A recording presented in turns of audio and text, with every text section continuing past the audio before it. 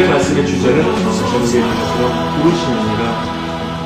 우리 크리스천의 삶, 특별히 그 하나님의 백성의 삶은 그 시작이 부르심에서 시작합니다. 아담도 하나님께서 부르셨습니다. 그래서 만드시고 그리고 하나님이 그 아담을 부르시고 그래서 그 에덴 동산에서 같이 이렇게 하나님께서 동거하셨죠. 그렇죠? 근데 하나님께서 아담을 불렀을 때 아담이 숨은 때가 있었습니다. 그때가 언제냐면은 아담이 그 사단의 유혹으로 죄를 저질렀을 때 숨었죠. 그렇죠? 그러니까 하나님의 부르심에 바르게 대답하지 못하면은 하나님과 우리 사이에 틈이 생긴 걸 우리가 알 수 있습니다.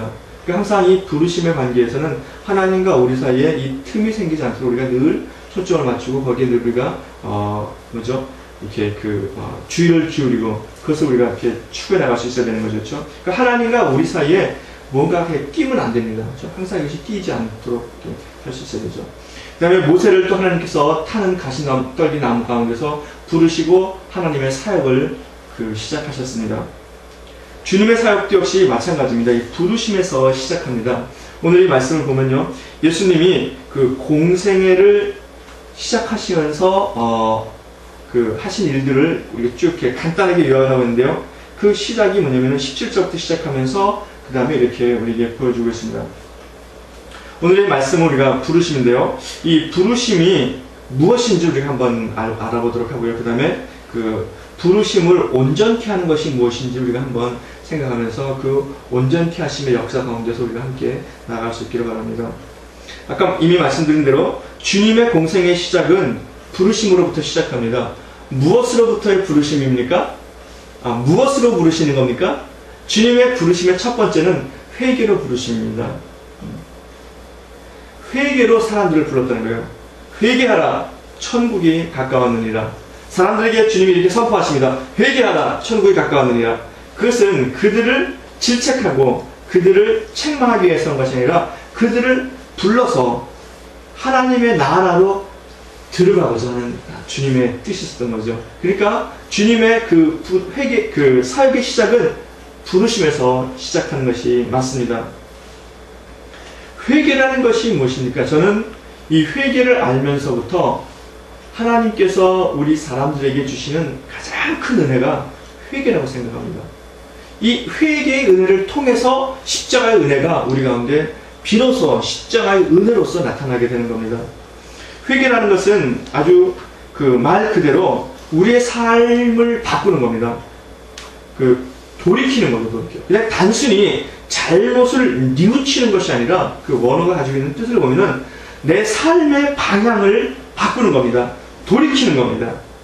또 성경에는 사도행전 15장 9절에 믿음으로 저희의 마음을 깨끗게 하사 저희나 우리나 분간치 아니하셨으니, 이것은 예루살렘 회의에서 마지막으로 이방인들에게 복음이 전파됐다라는 것을 듣고 이 사람들이 예루살렘에서 사도들이 결정을 할 때입니다. 그러니까 저들이나 우리나 다 마음을 깨끗게 해주셨다라고 하는 것을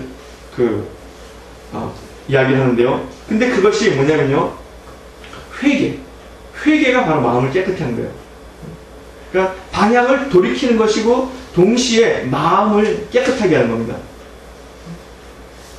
그 다음에 회개는 또 뭐냐면요, 히브리서 6장 1절에 보면은 우리가 그리스도의 도의 초보를 버리고 죽은 행실을 회개함과 그렇게 우리에게 말씀합니다. 그러니까 회개는 뭐냐면요, 우리의 죽은 행실을 버리는 거예요. 죽은 행실. 그러니까 믿는 사람들 앞에 어떠한 행동은 살아있는 행동이 있고 어떠한 행동은 죽은 행동이 있다는 거예요. 그러니까 죽은 행동은 아무리 많이 해도 하나님 앞에서 그것이 연락되지 않는다고 하는 거죠. 그러나 어떤 행동은 하나님 앞에서 받아들여지는 행동이 있다는 거예요. 그 받아들여지는 행동에는 반드시 뭐가 있냐면은 열매가 있고 상급이 있습니다. 근데 그 죽은 행실을 돌이키는 겁니다. 이렇게 우리가 하나님 앞에 회개를 하게 되면요, 회개가 우리에게 주는 유익이 뭐냐면요, 여러 가지가 있습니다. 근데 이 유익을 알기 전에 우리가 회개는 하나님께서 우리 가운데 역사하시는 거라고 우리가 알아야 됩니다. 하나님이 우리 안에서 역사하셔야만 그 회개가 일어난다는 거예요. 회개를 우리가 되게 생각할 때 그냥 내가 회개하는 것 같은데 성경에 자세히 읽어보면요, 회개조차도 하나님이 우리 가운데 주시는 은혜라고 하는 거예요. 그 은혜를 내가 받아들이는 겁니다. 받아들였을 때 그 리스폰스가 바로 회개로 나오는 거죠. 사도행전 5장 31절에 뭐라고 우리에게 말씀하고 있냐면요, 이스라엘로 회개케 하사 죄 사함을 얻게 하시려고 그를 오른손으로 높이사 임금과 구주로 삼으셨느니라. 그렇게 성경이 우리에게 말씀합니다. 즉 회개케 한다가 하나님께서 이스라엘로 하여금 회개케 하기 위해서 예수 그리스도를 높이 들었다는 거죠. 예수 그리스도를 바라보면은 이스라엘 사람들이 자기의 죄악을 알게 되고, 또 예수 그리스도를 바라보면은 그 예수 그리스도 안에 있는 하나님의 사랑을 알게 되고, 또 예수 그리스도를 바라보면은 예수 그리스도를 통해서 우리에게 나타나는 하나님의 은혜와 영광을 알게 된다는 거죠. 그래서 사람들이 마음을 돌이킨다는 거예요. 아, 내가 마음을 돌이켜야 되는구나. 하나님께서 우리 위해서 이렇게 어마어마한 사랑과 어마어마한 은혜를 주셨는데 나는 여지껏 내 뜻과 내 것과 그거를 추구하면서 살았구나. 아, 내가 얼마나 잘못된 삶을 살았는가 라고 해서 이렇게 회개를 하는 거예요. 그러니까 그 회개의 역사의 배후에는 하나님의 역사가 있는 겁니다. 하나님께서 그 사람들을 회개로 이끌어 가신다는 거죠. 그런데 중요한 것은 하나님이 아무리 이끌어 가셔도 그 앞에서 회개하는 것은 누구의 책임이라는 겁니까? 나의 책임이라는 거예요. 나의 책임. 내가 그 하나님의 은혜와 사랑을 보고서 돌이키지 않으면은 하나님의 은혜와 사랑이 없는 것이 아니라 내가 그것을 받아들이지 않는다고 하는 거예요. 그 다음에 디모데후서 5장 25절에는 하나님이 저희에게 회개함을 주사, 그렇게 말씀합니다. 그러니까 하나님이 우리에게 회개를 주셨다는 거죠. 그래서 회개는 근본적으로 하나님의 역사입니다. 거기에 내가 순종하는 거예요. 그러니까 이게 우리 실생활에서 보면요, 그런 겁니다. 아침에 일어나서 딱 일어나면은 그때가 정신이 가장 맑을 때잖아요, 그렇죠? 근데 어제 잘못한 일이 딱 생각나요. 그러면은 내가 어제 참 잘못했구나 해서 회개를 하면 되는데, 또 마음이 완악할 때는요, 내가 뭘 잘못한 게 떠올라도 그래, 내가 잘못했지만 그래도 그 사람이 그래서 그런 거야, 나는 그래서 회개를 하지 않아요, 그렇죠? 그러면은 그게 내 마음의 완악함 때문에 그런 거잖아요, 그렇죠? 완악함. 그래서 회개는 하나님이 우리 가운데 부어주시는 은혜라고 하는 겁니다. 근데 이 회개는 정말 저는 하나님께서 주시는 엄청난 은혜고 엄청난 사랑이라고 생각합니다. 이 회개를 우리에게 주면요, 어떤 유익이 있냐면요, 하나님과 우리와의 길을 열어줍니다. 이사야 59장에 오직 너희의 죄악이 너희와 너희 하나님 사이를 내었고 너희 죄가 너희 얼굴을 가리워서 너희를 듣지 않게 하신다라고 우리에게 그렇게 말씀합니다. 그러니까 하나님과 우리 사이에 죄가 있어가지고 죄가 하나님께 나가는 걸 방해하고 죄가 기도 응답을 방해한다는 거죠. 근데 돌이키면은 하나님께서 우리를 만나주시고 우리의 기도에 응답해 주시는 겁니다. 그래서 그 59편에 계속 나가다 보면은 죄를 회개했을 때 어떤 역사가 나타나는가를 우리에게 말씀해 주는 게, 여호와께서 가라사대 구속자가 시온에 임하며 야곱 중에 죄가를 떠나는 자에게 임하리라. 결국 회개하면은 어떻게 하는 겁니까? 하나님이 임하신다는 거예요. 구속하시는 분이 임하신다는 겁니다. 구속이 구원 아닙니까? 하나님의 구원자가 우리 가운데 임하셔서 우리 가운데 하나님의 구원의 역사가 나타나는 겁니다. 하나님의 구원의 역사라고 하는 것은 하나님의 은혜와 하나님의 능력이 우리 가운데 나타나는 겁니다. 그러니까 우리가 죄를 떠나면은 하나님이 우리 가운데 쫙 임하신다고 이사야서에 그렇게 말씀하고 있습니다. 또 우리가 회개를 하면은 우리가 생명을 얻습니다. 생명을. 어떤 생명을 얻냐면요, 영원한 생명을 얻습니다. 사도행전 11장 18절에 저희가 이 말을 듣고 잠잠하여 하나님께 영광을 돌려 가로되 그러면 하나님께서 이방인에게도 생명을 얻는 회개를 주셨도다 라고 이렇게 말씀합니다. 베드로가 고넬료의 집에 가서 있었던 일들을 예루살렘에서 고백을 할 때 바로 그 말을 듣고 사람들이 하는 이야기입니다. 하나님이 이방인들 가운데도 생명을 얻는 회개를 주셨구나 라고 이렇게 표현합니다. 그러니까 벌써 베드로가 그 보고할 그 당시의 사람들에게 회개라고 하는 것은 어떤 의미가 있냐면은, 우리로 하여금 생명을 얻게 한다라고 하는 일반적인 의미가 벌써 사람들 가운데 퍼져 있었다고 하는 거예요. 근데 어떤 생명입니까? 조회. 영원한 생명입니다. 영원한 생명. 하나님의 생명. 하나님으로부터 흘러오는 생명. 그러니까 육체의 생명이 아니라 영원한 생명이 우리 가운데 있다고 하는 것을 아는 거예요. 그러니까 회개는 영원한 생명을 얻게 하는 거예요. 놀랍지 않습니까? 영원한 생명을 얻게 하고 하나님의 임재를 가져오는 그 시초가 뭡니까? 회개입니다. 회개. 그래서 여러분, 우리가 기도할 때 회개를 많이 하지 않습니까? 그러면은 회개를 하고 나면은 그 회개가 하나님 앞에 연락되었다라고 하는 내 마음에 작은 감동이 있고 그런 느낌이 있으면요, 내 마음이 막 기쁨이 막 이렇게 막 열광을 합니다. 그 마음 가운데 막 기쁨이 막 넘쳐나고 기도가 막 이렇게 막 하나님께 올라가는 그런 느낌을 받습니다. 그렇죠? 그게 그 시작이 회개라고 하는 거예요. 그 다음에 또 회개는 세 번째 어떤 유익이 있냐면요, 고린도후서 7장 10절에 하나님의 뜻대로 하는 근심은 후회할 것이 없는 구원에 이르게 하는 회개를 이루는 것이요, 이렇게 우리에게 증거하고 있습니다. 즉 회개는 우리로 하여금 구원에 이르게 합니다. 구원. 하나님과 영원한 생명의 관계를 얻는 이 구원을 이루게 한다는 거죠. 회개의 이 유익이 우리에게 얼마나 큰지 우리가 알 수 없습니다. 그래서 우리가 날마다 회개할 수 있어야 돼요. 날마다. 또 회개의 유익은 어떤 것이냐면, 디모데후서 아까 읽은 대로 2장 25절에 하나님이 저희에게 회개함을 주사 진리를 알게 하여, 그렇게 우리에게 증거합니다. 그러니까 회개는 우리로 하여금 진리를 알게 하는 거예요. 진리를. 결국 하나님의 나라의 문을 열어주는 것이 회개입니다. 하나님의 말씀을 열어주는 것이 회개예요. 그러니까 우리가 날마다 하나님 앞에 회개할 수 있어요. 그러니까 회개만 잘해도 믿음에 있는 기본적인 역사는 우리 가운데 다 열려지는 겁니다. 진리가 열려지죠. 구원이 열려지죠. 생명이 열려지죠. 하나님의 임재가 열려지죠. 이 얼마나 큰 은혜입니까? 어떻게 그러려고. 내가 그렇게 생각했더라도 성경은 그렇게 증거하고 있기 때문에 이미 우리 가운데 그것은 하나님의 은혜로 확증되어진 사실입니다. 그러니까 우리가 날마다 회개할 수 있어야 됩니다. 주님이 그 첫 번째 우리를 부르셨을 때 회개로 부르신 거예요. 회개로. 그래서 주님이 우리를 회개로 부르신 것은 뭐냐면요, 이 말씀을 쭉 보면은 하나님과 우리가 교제하기를 원하신다는 거예요. 하나님이. 주님이 우리와 교제하기를 원하신다는 겁니다.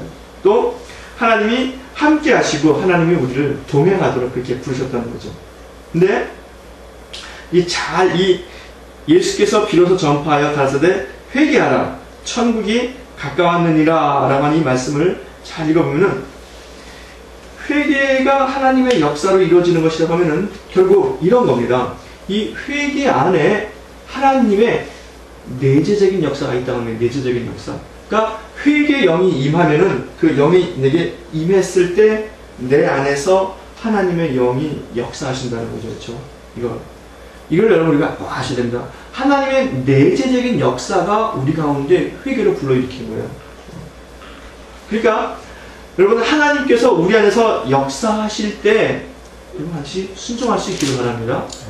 하나님이 우리로 하여금 회개케 하시고 우리를 하여금 하나님에게로 나아가게 하시는 것은 절대로 우리를 정죄하고 우리를 비난하고 그렇게 하기 위해서 하신 것이 아니라 우리에게 하나님의 복을 주기 위해서, 하나님의 생명을 주기 위한 것이라는 우리 깊은 확신이 있어야 됩니다. 그래서 우리가 날마다 하나님 앞에 회개를 나갈 수 있기를 바랍니다. 두 번째 주님의 부르심은 뭐냐면요, 주님이 갈릴리 지역에서 이렇게 복음을 전하시는데 그곳에서 주님께서 제자를 부르시는 겁니다. 그래서 주님의 두 번째 부르심은 제자로의 부르심입니다. 오늘 18절부터 22절까지를 쭉 읽다 보면은 베드로와 그 안드레가 처음으로 제자가 됐는데 어떻게 제자가 됐는지를 우리가 잘 알 수 없습니다. 근데 이 누가복음에 보면은 이 베드로와 안드레가 어떤 과정을 거쳐서 제자가 됐는지 잘 알 수 있는데, 우리 이렇게 손가락 껴놓고 누가복음 5장 한번 펴보시기 바랍니다. 5장 1절부터 11절에 있습니다. 누가복음 5장 1절부터 11절에 있는데요. 먼저 우리가 오늘의 이 본문을 이해하기 위해서는 이것이 필요합니다. 이런 성경적인 그런 해석이 필요한데, 관점도 필요합니다. 뭐냐면 이런 거죠.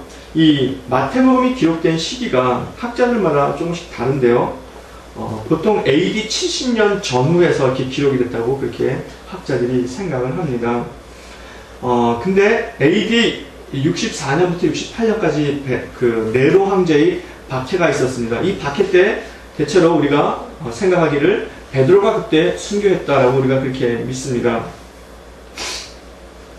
그러니까 이 마태복음은 베드로가 죽을 당시거나 아니면 베드로가 순교한 이후에 우리에게 기록이 있다는 거죠. 그렇죠?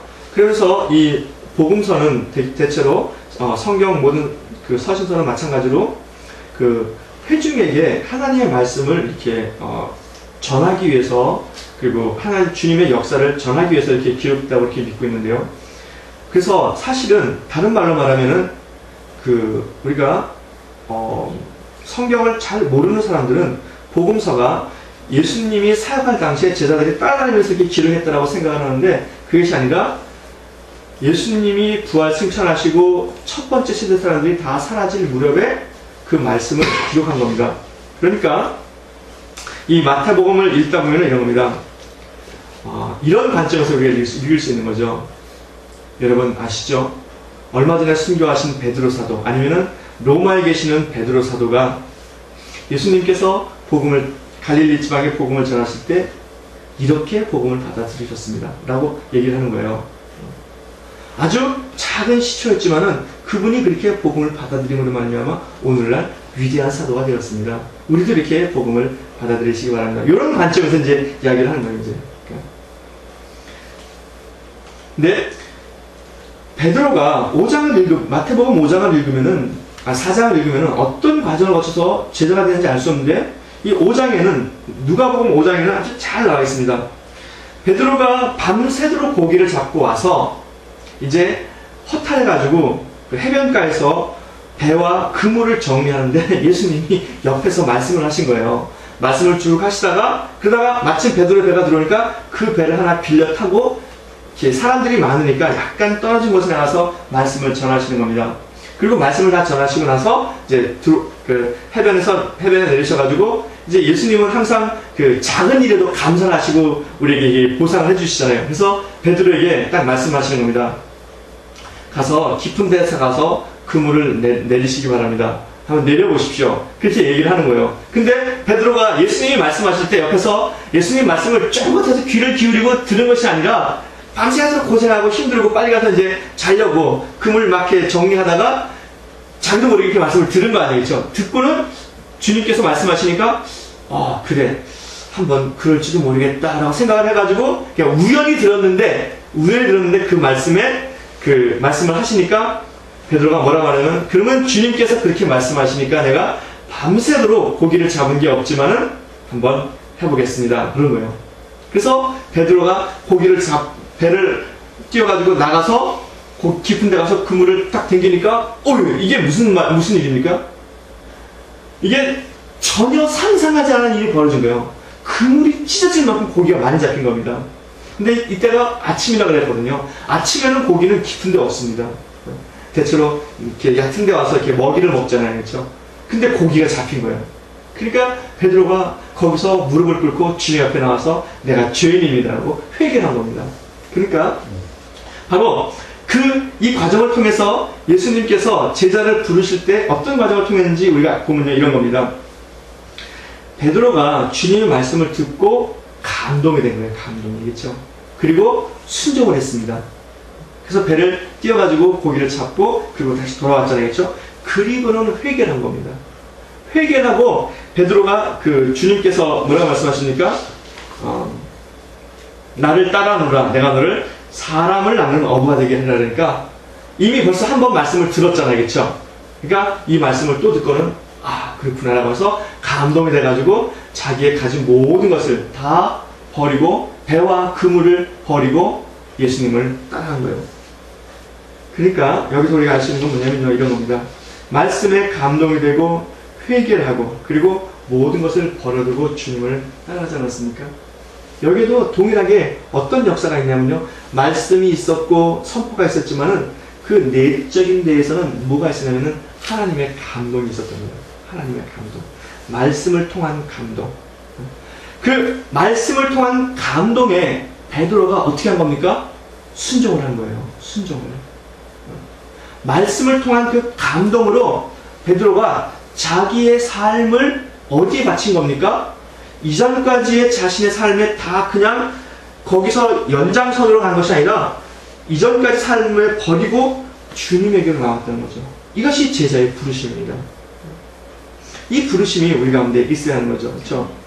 그러니까 하나님의 이 내재적인 역사, 말씀을 통해서 그리고 우리 현실 가운데 나타나는 하나님의 이 역사를 통해서 주님께서 베드로가 어떤 일을 했냐면요.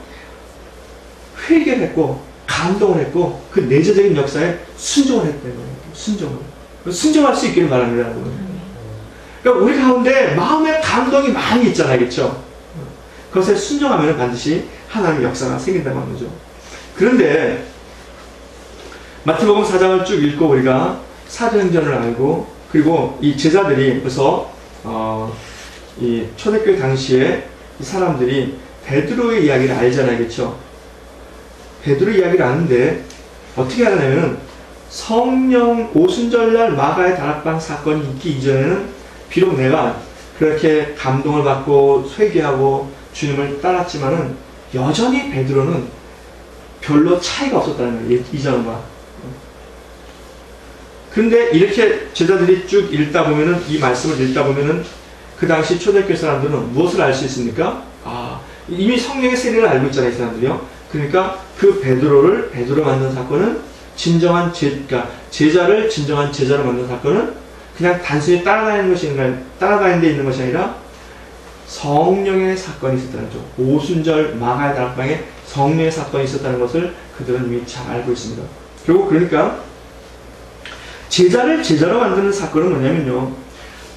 성령의 임재가 있은 후에 그들이 비로소 제자가 됐다는 거예요. 그러니까 하나님의 영의 역사가 우리 가운데 있은 이후에 그 사람들이 비로소 온전히 제자가 되고 그리고 믿음으로 살게 되었다고 하는 것이죠. 그러니까 주님의 콜링, 주님의 부르심에는 뭐가 있냐면 반드시 첫 번째 반응이 있습니다. 저 반응, 순종하는 거, 회개하는 거, 반응이 있죠. 그렇죠? 그 다음에 그 반응 뒤에는 뭐가 있냐면요. 하나님의 역사가 있다는 거예요. 하나님의 역사가 있어서 그 사람을 하나님의 사람으로 온전하게 이끌어 간다는 것이죠. 근데 계속해서 하나님이 우리 가운데 이끌어 갔을 때 이 과정이 계속 반복이 된다는 거예요. 순종하고 하나님의 그 부르심에 우리를 부르실 때 크게 하나님의 사람으로 제자로 부르심이 있고요. 그 다음에 우리가 일상을 살아갈 때 매일 같은 일상의 부르심이 있습니다. 그렇죠? 일상의 부르심 가운데서도 역시 마찬가지로 우리가 하나님의 그 부르심에 바르게 순종할 때는 거기에 하나님의 역사가 있다는 거예요. 부르심이 있고 순종하는 역사가 있고 부르심이 있고 역사가 있고 계속 이것이 같이 가서 마지막에 우리가 하늘나라에 갈 때까지 이 순종과 부르심의 역사가 계속 이렇게 흘러가서 우리를 하나님의 온전한 일들로 하나님의 역사로 만든다고 하는 것이죠. 근데 이 제자를 만드는 제자로 부르신 이 부르심에도 바로 그러한 순종의 역사가 있었다는 것이죠. 이렇게 하나님께서 주님이 제자를 부르시고요. 그렇죠? 그 다음에 하나님께서 거기에 역사하셨을 때 이 제자들이 어떤 일을 했냐면요. 제자를 만드는 일을 했는 거예요.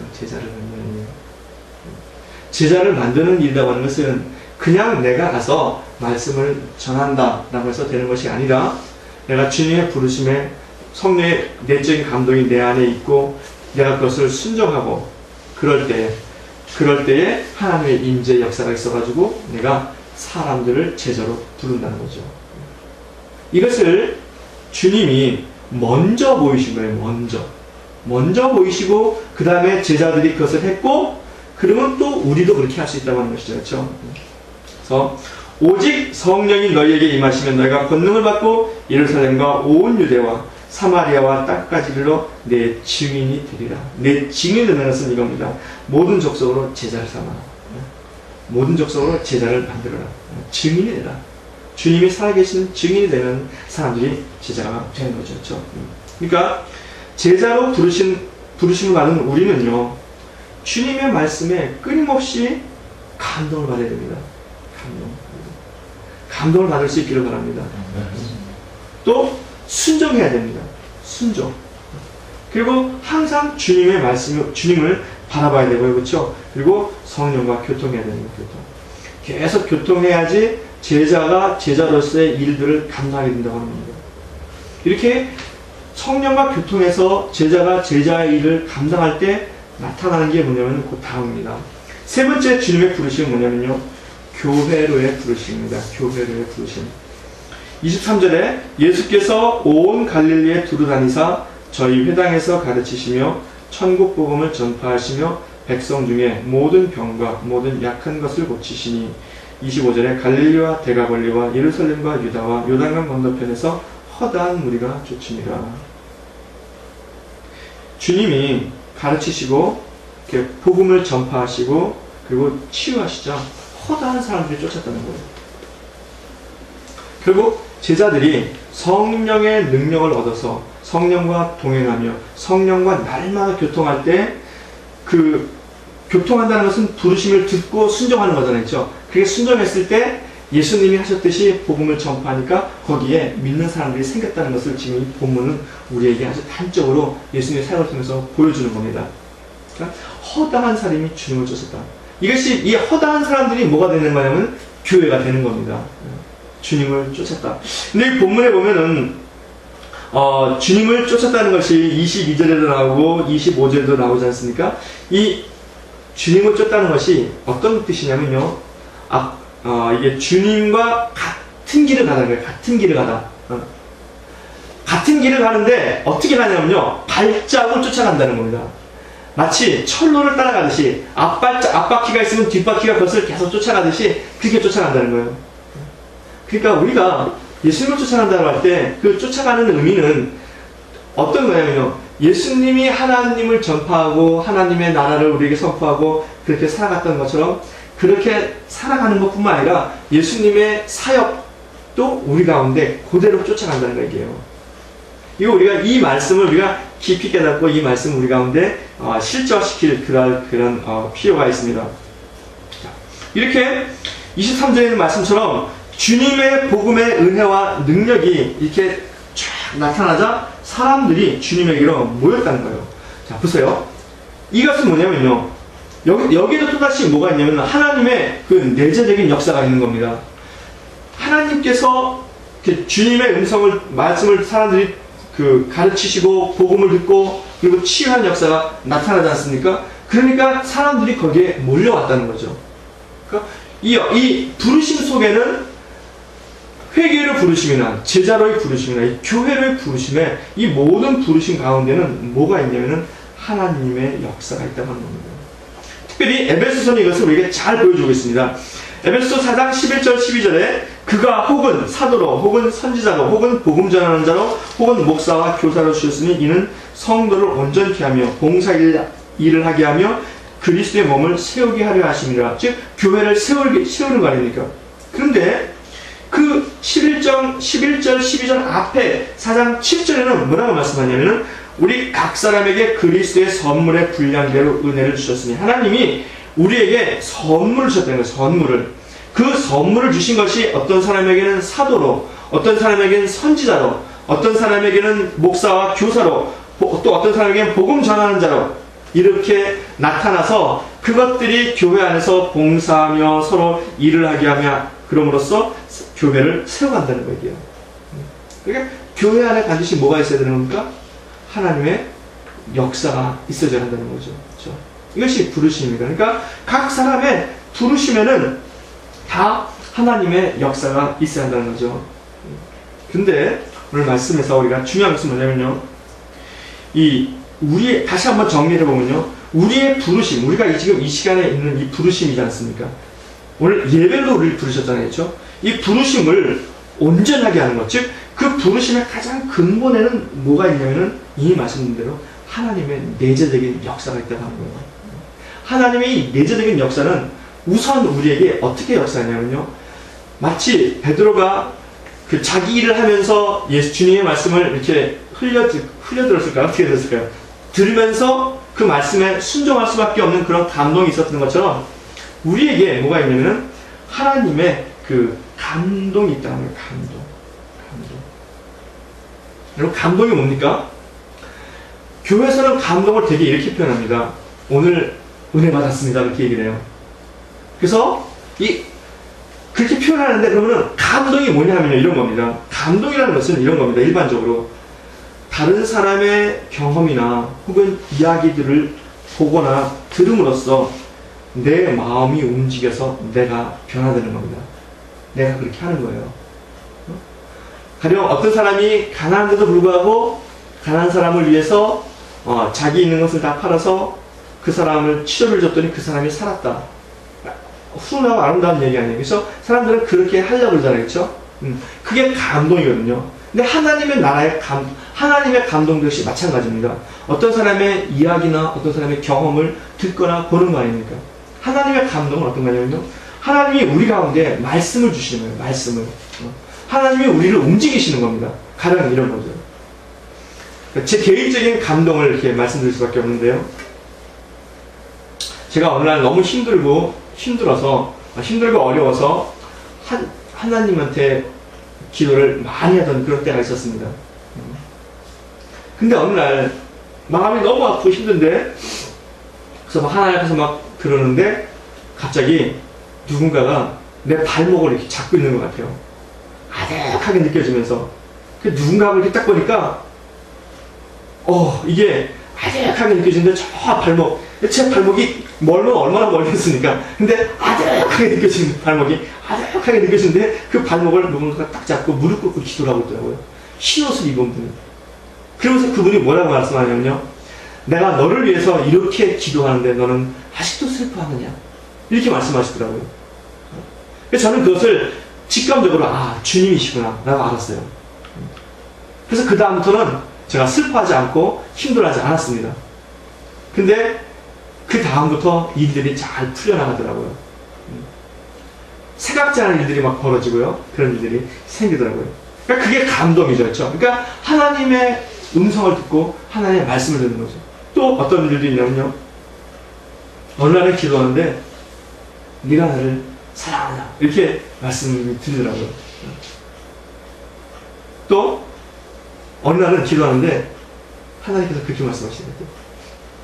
너는 다 틀리고 나는 다 맞다. 그렇게 말씀하시는 것 같아요. 그게 감동이잖아요. 그렇죠?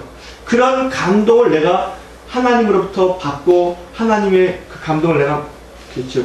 전달받으면요. 내 삶이 변화되는 삶이. 완전히 새로워지는 겁니다. 그래서 우리가 세상에 주는 감동도 중요하지만요. 우리 성도들이 하나님이 주는 감동을 받아야 돼요. 이 감동을 어떻게 받을 수 있겠습니까?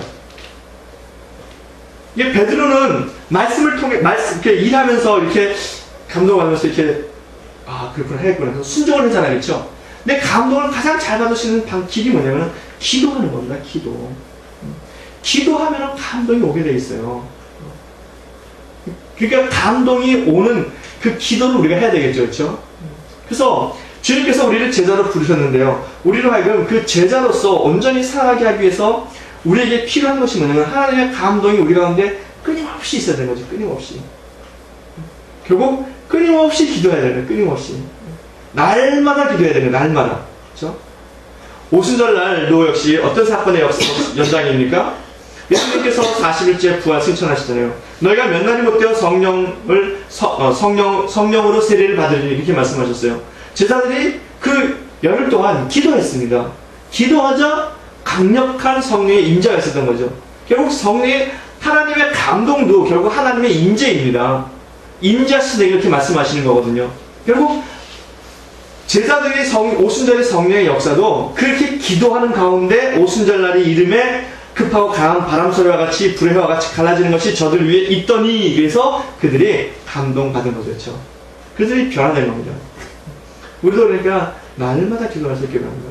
또 사도행전에 저희가 비리기를 다함에 모인 것이 진동하더니 성령이 충만하사 담대히 하나님의 말씀을 증거하니라 그렇게 우리에게 말씀합니다.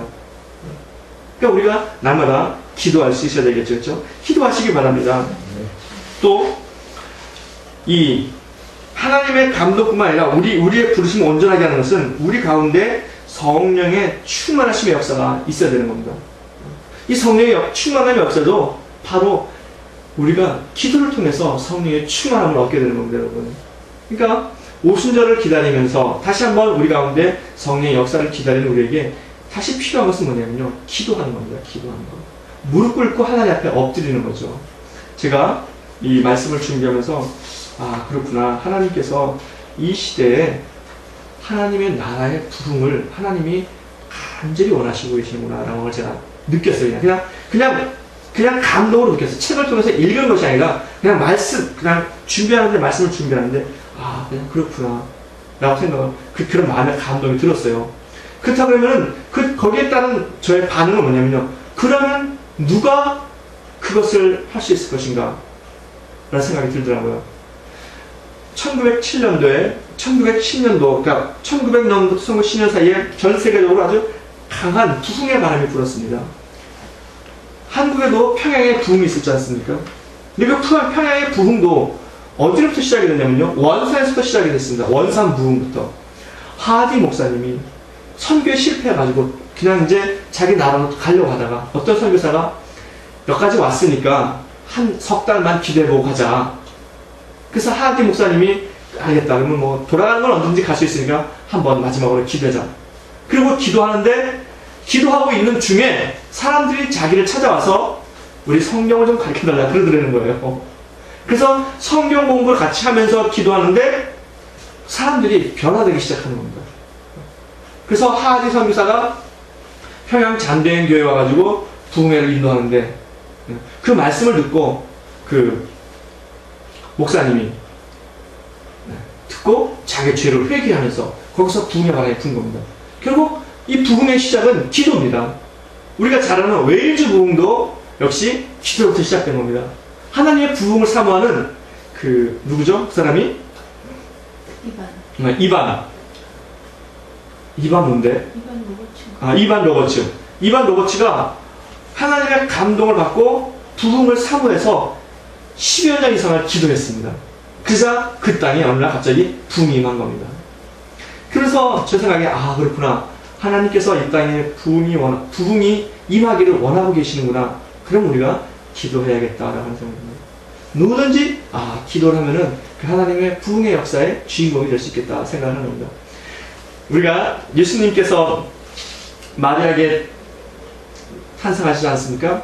근데 그 당시에 이스라엘의 영적인 분위기가 바로 메시아가 탄생할 날이 임박했다라고 그렇게 사람들이 생각을 했다는 겁니다. 그 당시에. 그래서 누구든지 성령이 임하시고 메시아가 임하시는데 드릴 수 있는 그런 마음의 자세가 그 당시에 이렇게 일반적으로 팽배해 있었대요. 그러한 시대적인 분위기를 타고 주님께서 마리아를 통해서 이 땅에 오신 거 아닙니까? 그럼 마찬가지로 제가 저한테 그런 감동을 받은 거예요. 이 땅에 그리고 하나님께서 이 땅에서 원하시는 것은 바로 이러한 부흥을 원하시는구나. 하나님의 감동이 넘치고 하나님의 사람들이 하나님의 말씀에 순종해서 하나님의 역사가 나타나고, 그리고 교회가 회복되고 하나님의 사람들이 회복되고, 그래서 하나님의 나라가 이 땅에 강력하게 임하는 것을 하나님이 원하시는구나 하는 것을 제가 알게 됐습니다. 그리고 우리 기도할 수 있기를 바랍니다. 제가 주인공이 될 수도 있고요, 여러분이 주인공이 될 수도 있고, 이 땅에 하나님의 부흥을 바라는 모든 사람들이 다 주인공이 될 수 있습니다, 여러분. 이미 시대적인 분위기가 무르익었습니다, 여러분. 기도할 수 있기를 바랍니다. 날마다 성령으로 충만하시기를 바랍니다. 기도하겠습니다.